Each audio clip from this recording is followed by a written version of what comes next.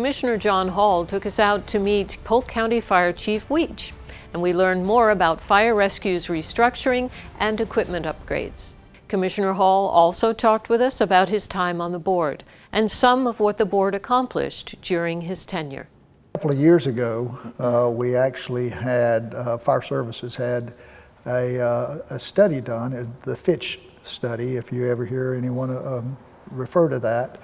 And it was, where is our population? Where should our stations be? Are the number of stations that we have right now, are they the correct number of stations? Or should we have less stations, more strategically located, or more stations spread out?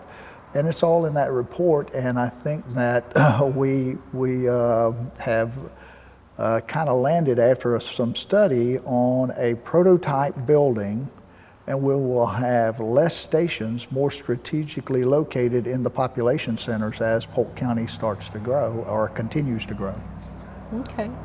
So by combining, I think what you're saying is we need them in Northeast Polk, so we're going to build there and sort of consolidate so that the crews and the trucks are where they need to be? That is correct. And it's not only in Northeast Polk. Polk County is growing pretty much all over. There's areas that are growing slower than the Northeast, but we're growing in those areas also. The big thing about the Northeast is within the next 20 years, we're going to have another 145,000 people up here in this area.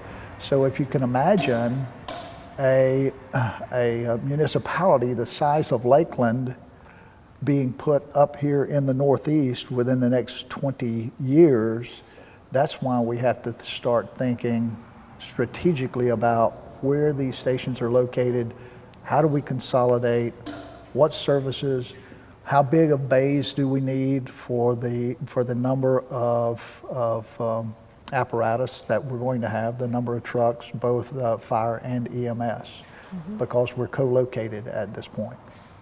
Now, talking about thinking strategically, I read in the newspaper a couple of weeks ago about a new tracking system for the supplies that were used in ambulances. What's that? Yeah, we're excited about that. In the past, what we had to do to keep track of our equipment and our supplies and the dollars we have to spend is manual counts. Manual counts, where we actually had a piece of paper, how many items we should have, and actually we would record how many items we have, and then we would go through the ordering process. The newest technology out there is radio frequency ID, RFID processes, and it's used out in business now today. It's where they have these high dollar items, things they have to keep track of and re-inventory and count on an everyday basis. And actually that technology, that equipment's coming to the world of fire service as well. So what we do is we've got what we call a PAR system inside of our trucks, how many pieces of each equipment we need to have in order to go out and serve the community on a daily basis. And the technology and the readers count it for us. We attach a reader to each one of the items. We have a scanner, and pretty much similar to what you'll see in Publix or any other retail shop. And the scanner will count for us what we have, compare that to the PAR system that we should have, and the order goes in for us automatically. And so from our standpoint, not only is it more operationally sound, we'll know faster, quicker what we need, what we've used, so we can track that. And then it also has the potential to save us money, because this is what the commercial world found. A tighter control on what they're using means they have the potential to save dollars. And so for us, it's twofold. The first is we're more efficient in what we do. We're more sure what's on those trucks, so when we go out there and we have to save lives, we're going to have that stuff. And then it's a better, tighter control on what we use, saving the citizens and saving the tax dollars that we're entrusted to use appropriately. So we're excited about the technology.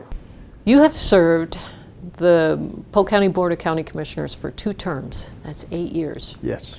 And first of all, thank you for your service. You're really welcome. Appreciate it.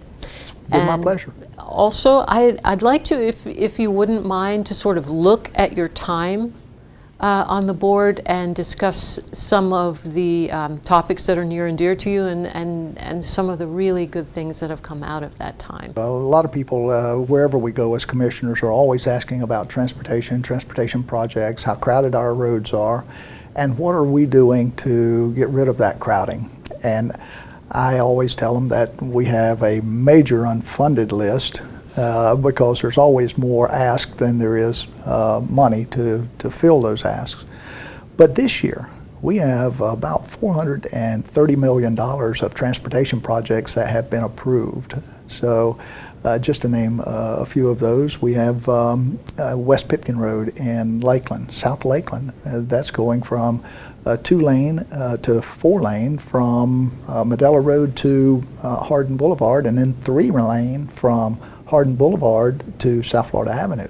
So that's going to be a big boost in moving people around in South Lakeland because of all of the growth that has been south of Lakeland Linder Airport. You know, so that's huge. We have the 4-laning of 557 out of Lake Alfred.